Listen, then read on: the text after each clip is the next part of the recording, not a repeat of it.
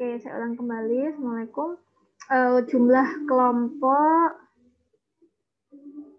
berdasarkan jumlah bab. Nanti RPS-nya akan saya share di e-learning. Kemudian setiap kelompok itu harus mempresentasikan bab yang sudah dibagi ya. Nah, babnya itu berupa PPT yang di-insert suara, kemudian di-convert menjadi video. Gitu ya. Kemudian nanti untuk tugas yang mingguan, insya Allah akan setelah teman-teman mengerjakan tugas, untuk tugas itu ya, sebentar saya admit dulu. Untuk tugas, nanti ada pembahasan dari saya, gitu ya. Jadi ketika teman-teman mengumpulkan tugas di minggu depannya, nanti ada pembahasan dari saya. Nah, tujuannya nanti sebagai bahan untuk UTS maupun UAS, gitu ya. Jadi saya harap tugasnya dikerjakan semuanya. Karena pada dasarnya, kalau misalnya dalam satu semester saya memberikan katakanlah 4 tugas gitu ya. 4 tugas berarti kalau misalnya per tugasnya adalah 80, ketika teman-teman cuma mengerjakan 3 tugas, maka saya ambil nilai tugasnya dari rata-ratanya. Seperti itu. Jadi kayak misalnya kalau mengerjakan 4 tugas, berarti rata-ratanya kan misalnya per tugasnya 80, berarti dia dapat 80. Tapi kalau dia hanya dapat 3, mengerjakan hanya 3, berarti nilai itu di rata-rata dari jumlah tugas yang diberikan. Jadi misalnya 4 tugas, berarti dia nilainya rata-rata 80 kali 3 berarti kan sekitar 240 ya. 240 bagi 4 berarti dia dapatnya 60. Seperti itu. Jadi tugasnya harus dikerjakan seluruhnya. Kemudian ini nanti kalian bagi ya, berapa kelompoknya tergantung dari teman-teman baginya ya. Jadi kalau misalnya katakanlah ada 14 atau 15 bab, berarti nanti jumlah kelompoknya disesuaikan dengan jumlah bab yang ada. Jadi tidak ada kata-kata Bu, bab ini tidak ada yang mempresentasikan karena sudah pas gitu ya. Jadi nanti seperti itu. Kemudian diharapkan nanti teman-teman itu kalau misalnya upload tugas itu jangan sampai terlambat. Baik itu tugas maupun UTS maupun UAS. Dan untuk PPT ini maksimal diserahkan saya 1 hari sebelum presentasi gitu ya. Jadi kan sebenarnya AKL 2 ini kan muaranya sebenarnya lebih ke hitungan. Cuman lebih baik kita memahami dulu materinya, kemudian teman-teman saya berikan tugas, dan di minggu selanjutnya akan ada pembahasan dari saya. Seperti itu. Gitu ya. Sepakat ya? Halo? Mbak Mas, gimana? Ada pertanyaan sebelum saya lanjut? Mbak Mas? Ini tolong dinyalakan videonya dong yang belum menyalakan videonya. Rata-rata ya. Gimana Mas, Mbak? Ada pertanyaan dari yang saya sampaikan tadi?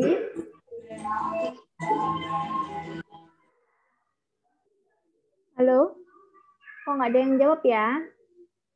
Mas, Mbak, gimana? Ada pertanyaan?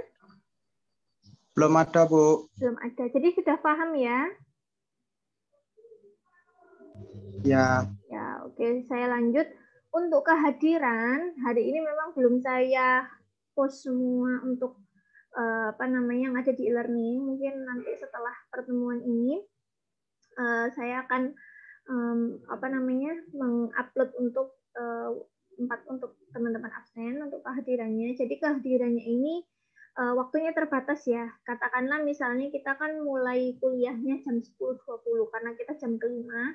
Jadi selesainya kan 12.50.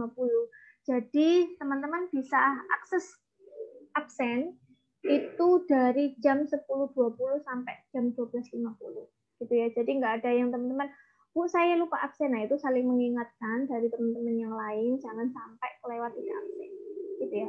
Nah, nanti mungkin setelah ini saya buatkan tempatnya untuk teman-teman absen hari ini. Kemudian untuk kehadiran ini bisa saya pantau, teman-teman tidak bisa yang misalnya sekarang misalnya terlambat Bu, misalnya sakit atau misalnya ada keperluan, itu teman-teman sebelumnya harus izin ke saya, ya, jangan sampai kelupaan untuk tidak absen. Kemudian yang kedua, partisipasi aktif. Teman-teman harus mengakses semua materi maupun video yang sudah disampaikan penyaji. Jadi itu namanya activity completion. Semuanya harus diakses. Ketika centang biru maka sudah dikatakan sudah aktif di situ ya. Kemudian yang kedua, nanti saya akan memberikan forum diskusi. Di mana di forum diskusi itu seperti yang ketika masuk di kelas ya, ada presentasi, ada pertanyaan sesi 1, ada pertanyaan sesi 2. Kalau pernah saya ajar pasti tahu itu ya. Kemudian nanti di situ teman-teman bisa mendapatkan poin keaktifan. Jangan sampai tidak pernah aktif di forum. Ya. Mohon di-mute dulu. Mohon di-mute dulu yang belum. Siapa yang belum di-mute? Oke, saya lanjutkan. Untuk tugas, diusahakan untuk upload tugas maupun upload UTS UAS itu tidak terlambat. Karena nanti ada pengurangan nilai ya. Kecuali kalau misalnya ada gangguan trouble. Jadi sudah konfirmasi sebelumnya, Bu, mohon maaf, tadi saya telat ngupload karena trouble jaringan. Tapi telatnya tidak besoknya baru kirim ya. Maksud saya telatnya itu dalam arti telatnya mungkin 15 menit atau 10 menit atau 5 menit. Bukan yang misalnya telat ngirim itu besoknya baru kirimnya ya. Jadi kalau tugas itu kalau tidak ada konfirmasi maupun alasan, kalau misalnya telat upload berarti ada pengurangan nilai. Gitu ya. Ada pertanyaan sebelum saya lanjutkan?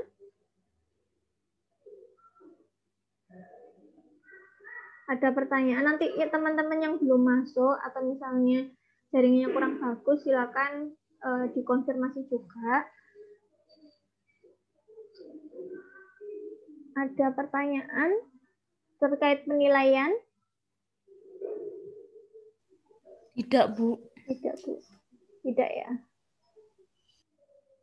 Oke, saya lanjutkan. Kemudian di ini ya, tidak absen dan tidak mengakses seluruh materi yang diberikan di e-learning. Jadi kalau teman-teman itu, saya itu bisa melihat masing-masing mahasiswa. Jadi kira-kira mahasiswa A, dia itu tidak pernah absen, saya bisa lihat. Dia tidak mengakses materi yang ada, bisa. Atau dia tidak ikut hadir di forum. Katakanlah gini, Bu, saya tidak kebagian sesi 1, sesi 2. Bisa ikut mendapatkan nilai dengan cara gimana? Mungkin menambahkan melengkapi jawabannya temannya atau menyangkal dan lain-lain seperti itu ya. Kemudian kalau misalnya tidak mengerjakan tugas sudah saya jelaskan tadi akan terakumulatif ya 1 semester. Kemudian ini terlambat yang saya maksud ini adalah terlambat dalam pengumpulan tugas UTS dan UAS. Jadi pastikan UTS dan UAS kalian sudah terupload gitu ya. Kemudian seperti kita tatap muka seperti biasa, bahwa ketika ada teman-teman yang misalnya sebelum UTS dia absen lebih dari 2 kali, maka tidak bisa ikut UTS. Berikut juga ketika dia tidak bisa hadir lebih dari 2 kali setelah UTS, maka juga dia tidak bisa ikut UAS. Jadi juga harus diperhatikan pada saat ujian itu diteliti kembali, gitu ya. Dan tolong untuk absen benar-benar teman-temannya yang lain diingatkan agar tidak terjadi lupa absen dan lain-lain. Kemudian saya lanjutkan di sini sudah tahu email saya dan nomor HP saya rasa sudah paham ya seperti itu. Oke, saya akan sedikit menyampaikan satu materi sedikit saja. Mungkin kalau nanti misalnya terputus karena jaringan untuk Zoom tidak bisa terlalu lama, nanti teman-teman ini ya bisa masuk kembali gitu. Bentar. Saya mau share screen sebentar. Hari ini sebenarnya langsung materi, cuman karena saya mungkin tidak bisa terlalu lama di Zoom, jadi hanya sedikit saja saya sampaikan terkait dengan penggabungan usaha. Sebentar ya, masuk lagi.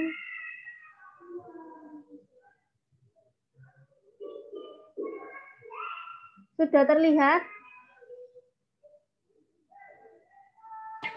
Belum, Bu. Belum ya. Bentar, saya share screen dulu.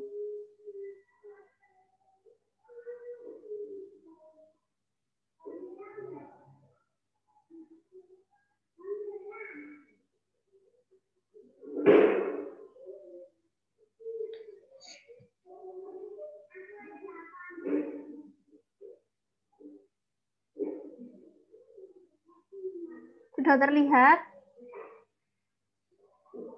Sudah, Bu. Oke. Sudah, Bu. Sebenarnya ini hanya pengantar saja, tidak lama-lama. Jadi sebenarnya yang saya jelaskan di sini Bismillahirrahmanirrahim tentang penggabungan badan usaha. Jadi penggabungan mungkin teman-teman sudah pernah dengar, cuman ini refresh aja. Jadi penggabungan usaha merupakan usaha untuk menggabungkan suatu perusahaan dengan satu atau lebih perusahaan lain ke dalam satu kesatuan ekonomis. Kemudian apa sih alasannya? Kenapa sih perusahaan itu pengen menggabungkan usaha? Ada banyak hal ya. Ada perluasan usaha, ada karena dia ingin melakukan pengembangan usaha.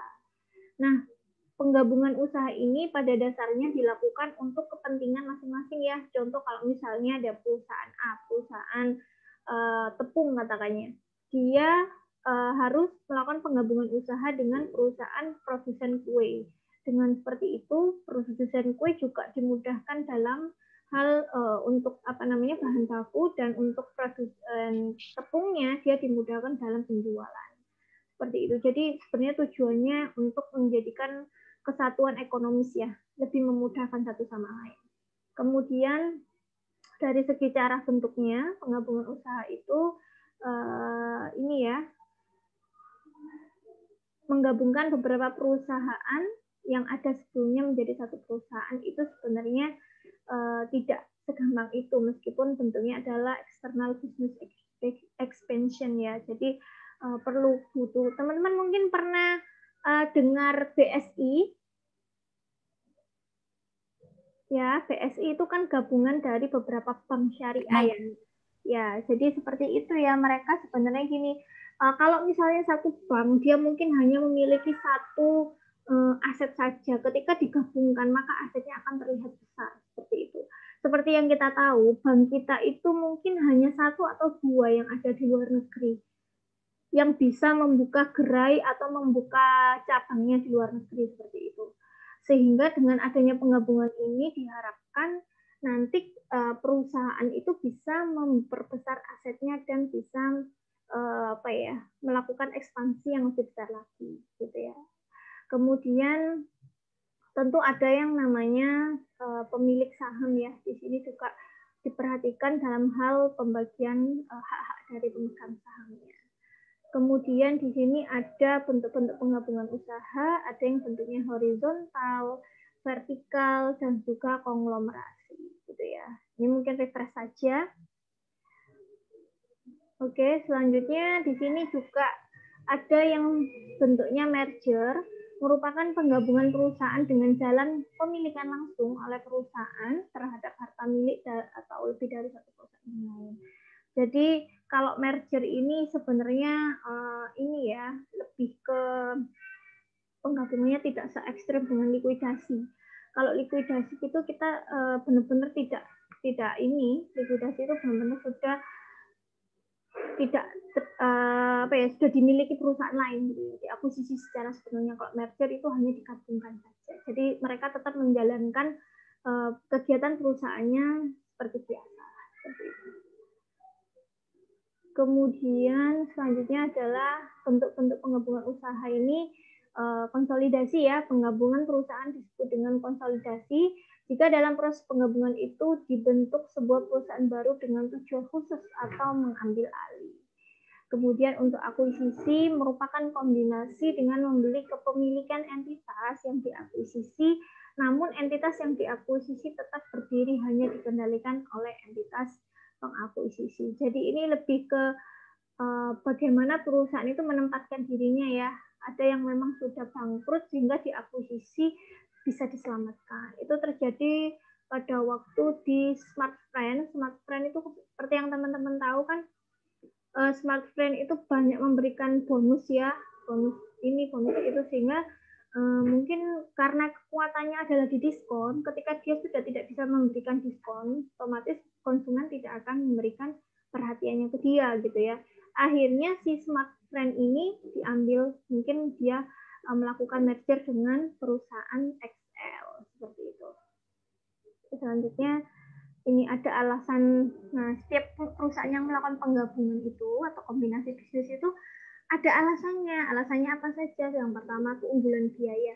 Jadi kalau misalnya mereka jadikan satu, mungkin dari biaya pajaknya itu lebih murah. Seperti itu. Kemudian kalau misalnya perusahaan manufaktur, ketika melakukan akuisisi, bahan baku mereka lebih terjamin. Jadi tidak sampai dia terkendala terkait bahan baku atau misalnya alat transportasi dan lain-lain. Misalnya adanya kerjasama dengan perusahaan telekomunikasi atau dengan penyedia jejaring dan lain-lain, itu juga menjadi alasan penggabungan usaha. Kemudian risiko yang lebih rendah. Contoh dengan adanya penggabungan BSI antara BRI, kemudian BNI dan juga Mandiri, itu juga bisa menurunkan risiko ya, karena memang mereka yang awalnya jadi satu itu dijadikan yang awalnya berbeda-beda, dijadikan satu, itu juga mungkin dengan itu mereka memiliki risiko dalam hal kredit dan lain-lain itu lebih rendah seperti itu. Kemudian memperkecil keterlambatan operasional, yaitu tadi ya, jangan sampai kalau misalnya kita sudah akuisisi otomatis bahan baku kita terjamin sehingga dalam hal operasional itu tidak akan terkendala. Kemudian menghindari pengambil alihan. Nah, ketika perusahaan itu tidak bisa membayar kewajibannya sebagai seorang kreditor, otomatis dia diambil alih sama perusahaan lain. Otomatis perusahaan yang mengambil alih itu akan membayar hutangnya dia terhadap pihak ketiga, sehingga menghindari yang namanya pengambil alihan. Kemudian akuisisi aktiva tak terwujud. Jadi kalau misalnya dia tidak mampu lagi untuk istilahnya membayar kayak aktiva tidak terwujud itu kayak goodwill gitu ya, itu mungkin dengan adanya akuisisi dia bisa mengambil, bisa dibantu secara sumber daya manusianya dari perusahaan yang sudah melakukan akuisisi atau merger dengannya, seperti itu. Seperti sharing knowledge-nya, sharing pengetahuan, pengalaman terkait dengan marketing, apapun ya istilahnya, sehingga tidak terjadi yang namanya akuisisi aktiva tak terwujud. Kemudian yang terakhir, alasan-alasan lain seperti perluasan, kemudian memperoleh keuntungan pajak dan lain-lain. Gitu. Itu adalah alasan penggabungan usaha. Kemudian di sini juga ada beberapa metode. Ini nanti bisa teman-teman pelajari di materi selanjutnya ya, terkait dengan metode pooling of interest dan juga metode purchase ya. Mungkin ini hanya pengantar saja, teman-teman bisa dipelajari di bab selanjutnya. Yang pasti metode ini, untuk metode pooling of interest itu diatur di PSAK 38 terkait dengan kombinasi bisnis entitas pengendali. Kira-kira sudah pernah baca PSAK 38?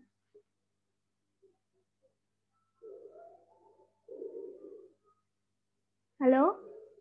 Kira-kira sudah ada yang pernah membaca PSAK 38?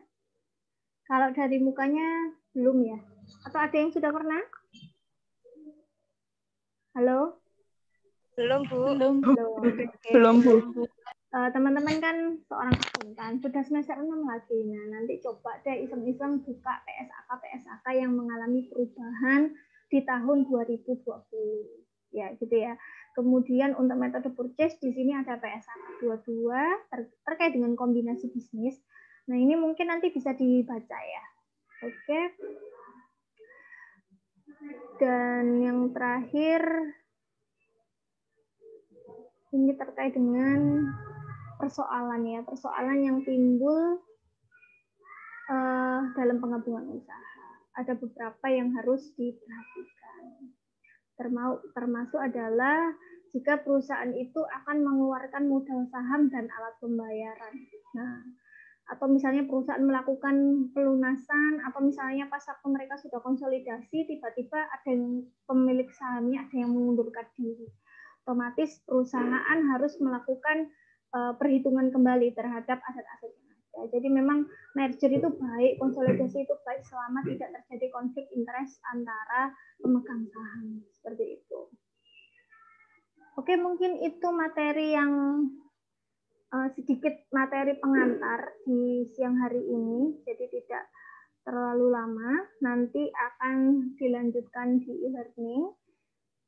Sejauh ini ada yang ditanyakan?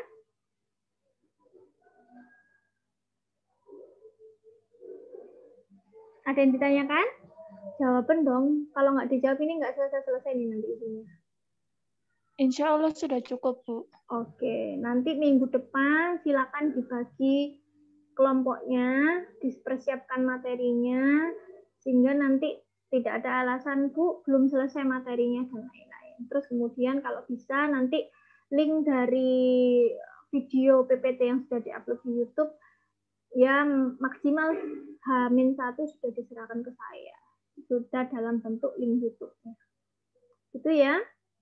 Kalau ada yang belum mengerti, nanti mungkin bisa disambung di WhatsApp ya. Setelah ini akan saya buatkan absennya. Nanti teman-teman silakan untuk absen ya ketika saya buka. Mungkin 1 jam setengah dari sekarang ya. Nanti jangan lupa di absen ya. Oke? Ya, Ya, oke. baik, Bu. Oke, kalau gitu saya akhiri. Semoga bermanfaat. Ini hanya sekedar pemanasan karena teman-teman sudah lama liburnya. Oke, saya akhiri. Wassalamualaikum warahmatullahi wabarakatuh. Waalaikumsalam. Waalaikumsalam warahmatullahi wabarakatuh.